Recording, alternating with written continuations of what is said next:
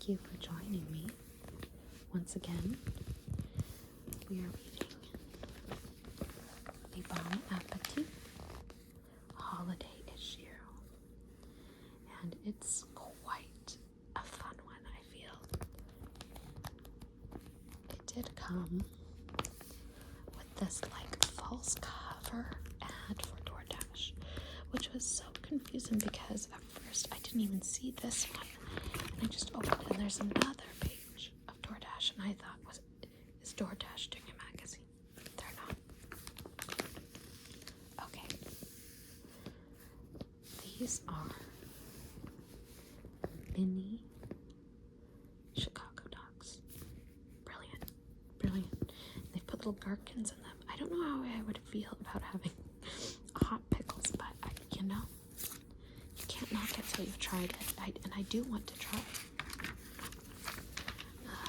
They seem easy enough. Spicy shrimp endive pears. Do you say endive or endive? This is what I need to know. These also look delicious. Equally as delicious. Look at these knives. Oh my god. The color is just incredible. And apparently Bon Appetit has reviewed them well. This is an ad from the New West Knife Works. But oh my god, the handles are just stunning. It looks like it's wood. Wow, beautiful stuff. Cheesy green curry palmiers. Delicious. Again, the way that they describe this looked so fancy to me. But the way they describe it, you basically just take store-bought puff pastry and you kind of roll it like a scroll towards the center. But first, of course, you put a strip of your curry in the middle and then roll them towards each other and then just chop. And that sounds so simple. I do want to make these. Friends chocolates ad. And these luxe rings. It is all after all the food and kitchen ads and holiday ads.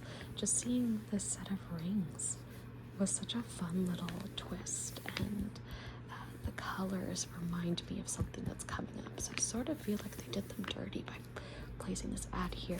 There's a perfect spot for it coming up. Bon Appetit shop. Another McCormick ad. And now we have the donut section. Again, a weird choice for a holiday ad or a holiday issue, but you can't deny it. The colors, and it just looks scrumptious. So it says here, from textbook styles like yeast and cake to new wave mochi donuts, local expert Zoe Balerian, oh my god, I'm so sorry for butchering that, chronicles 8 must-visit shops in Portland, Oregon, and Gilbert Terrazas took the photos. And an ad for some wine. So here we have Annie's Donuts and Heyday Donuts pictured here. Here we have some mochi donuts. These are quite popular where I'm from, and they are, but I'll say they're popular as more of a trend rather than for being tasty. So there were a couple of little shops that just did mochi donuts that showed up several years ago, and now you find them mostly attached to boba places or with a bakery that does a whole bunch of other kinds of tapioca. Is that what mochi is? Regardless, no, rice? I don't remember what, but they tend to kind of fall in the international district with some of the trendy shops there. So I don't know. I don't know if you've had them. What's your opinion? I think they're fine. But maybe I've just had them when they're cold or hot, or maybe there's a better way to have them. I'm not sure, but they're pretty good. So let's just shout out some of these places that apparently have really good donuts. So we have Pip's Original Donuts and Chai, Blue Star Donuts, Mikiko Mochi Donuts, Dough Donuts and Ice Cream, Cocoa Donuts, Heyday, Annie's Donuts, Delicious Donuts, and over here there's a cute little bit that says Portland's Donut DNA. Donuts largely fit into two categories: yeast raised and cake. The yeast raised, which you'll find glazed and stuffed around Portland, is known for its fluffy texture and its delicate golden fry. Cake ones, like old fashions, are made with sweet cake dough, baking soda or baking powder, then fried or baked for a crunchy shell and a denser, chewier, and more crumbly texture. But in Portland, these are far from the only styles on offer. And then we go back to something a little bit more holiday. This is about alcohol, particularly champagne, which of course, if you've ever spoken to any sort of alcohol connoisseur, or wine connoisseur, I should say, champagne comes from a very specific place, as I'm sure we all know. I do like this photograph, but this part didn't particularly interest me just because I don't really drink, and I don't know that a lot of people do. I do on occasion, but not enough to care about different kinds of champagne. But I suppose if you were the sort of person who really wanted to impress or throw a party or get a bottle of champagne as a gift, there might be some good options here. Again, the photography in this issue is just beautiful. I do like the look of this, but I'm not even going to try to pronounce all the different kinds here, but I'm sure the Bon Appetit has some stories on their Instagram or even a post at this point about the different kinds of bubbly that you can get as a treat for a friend or for your own celebration or party.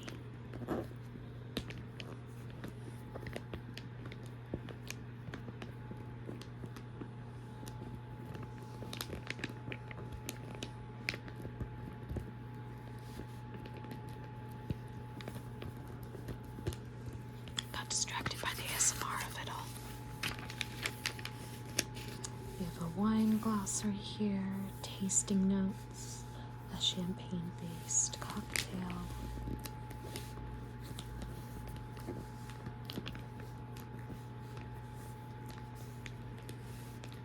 I believe this is the titular golden hour, the little sugar cube, and a fizz on top. This beautiful navy background. There we go, here's my navy nails. Incredible.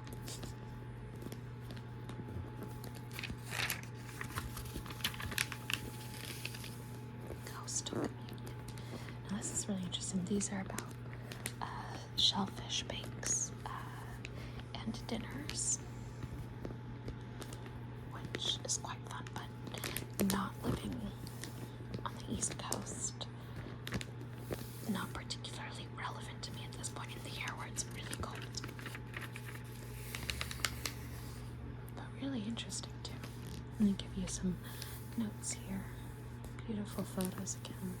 I do really feel like this has the best photography all year, and you'll continue to see that.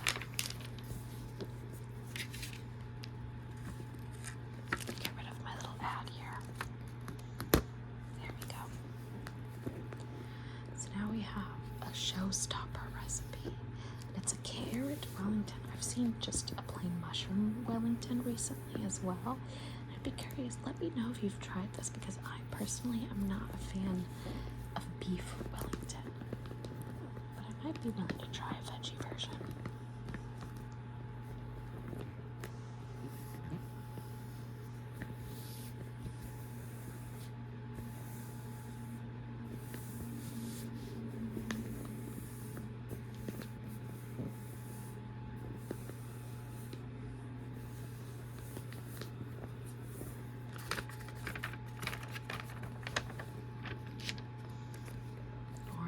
glazed roast pork.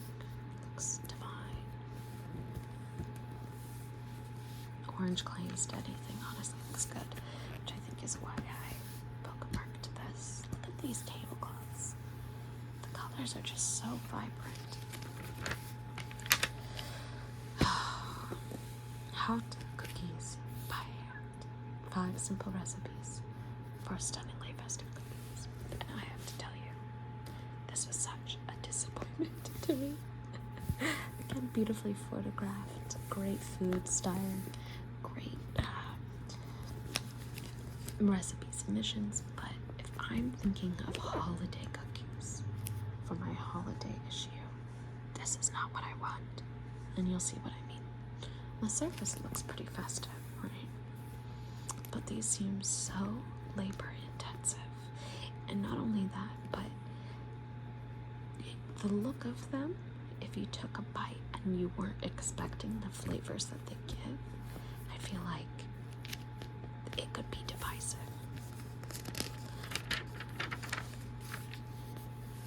So first we have peppermint bark cookies, a crowd pleaser. Looks delish. No arguments here. Pomegranate glazed shortbread also sounds delicious. Seems a little labor intensive. I'm not going to lie. That does seem tasty. Pistachios. These are like candy bars, sort of like Rice Krispies that have been elevated. And again, this reads more Halloween to me. But if you wanted to do this, if you wanted to take all these pistachios to make this, fantastic. Congrats. I don't have time for that. Chocolate tahini slice and bake cookies. And this is where I think the controversy starts. If you're not expecting that extra savory kick, right? And you just thought this was chocolate. And then we also have, I think it's just sesame seeds on the outside here. But if you were to take a bite of this and you didn't know, oof, it could be disappointing. Now, knowing what they are, right, and having this context, I think they do sound delicious, but I don't know that they're a holiday cookie.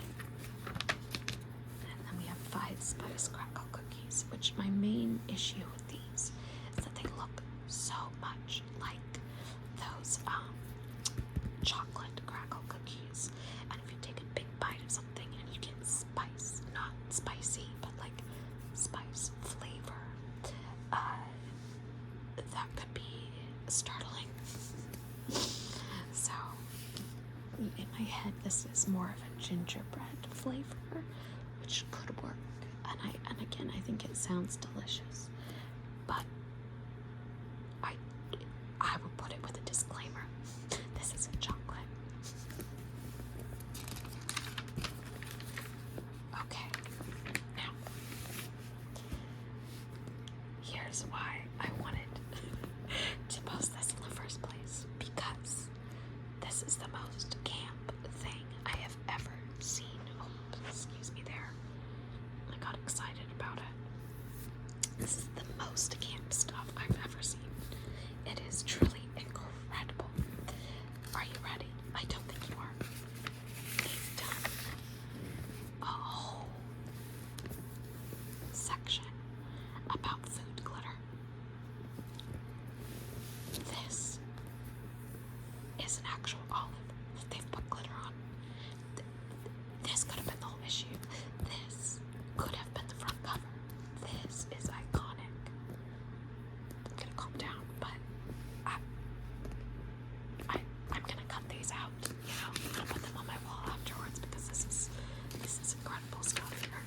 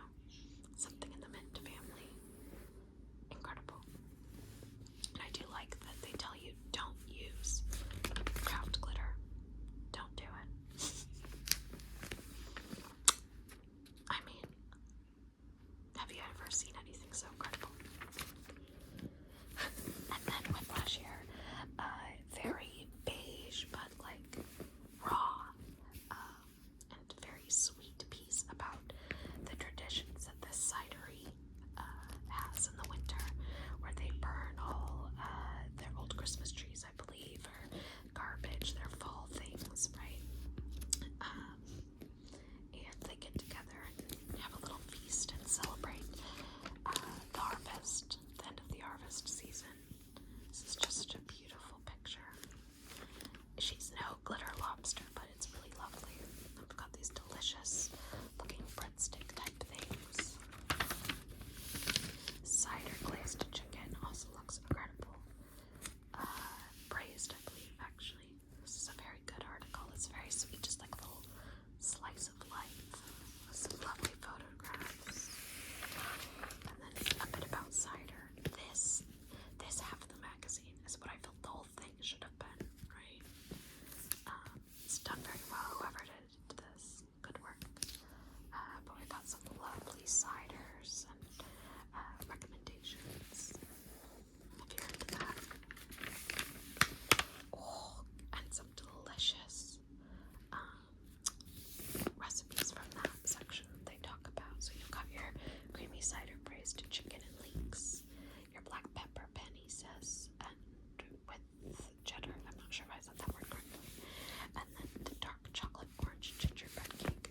I have to make this at some point. It sounds incredible.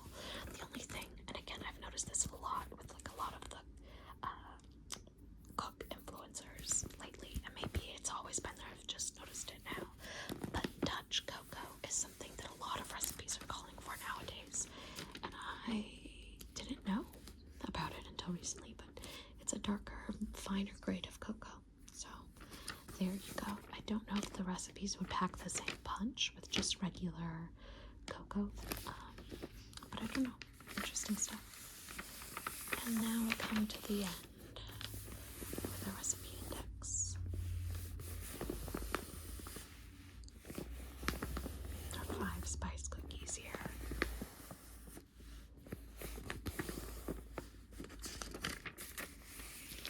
Their last call, which is their cocktail for each magazine, although we've had a few for this one, is the buttered rum hot cocoa. Oh, if I drank, I would have this. It sounds delicious. It's a fantastic idea, I think.